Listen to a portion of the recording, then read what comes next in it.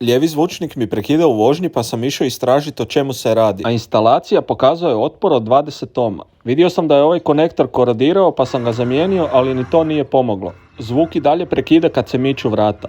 Možda je problem u ovom pregibu, pa sam skinuo vrata da ga mogu pregledat, ali ne čini mi se da su žice popucale. Aha, izgleda da ima korozije na konektoru, pa sam ga pošpricao kontakt sprejem i sada kada mičem vrata čini se da ne prekida.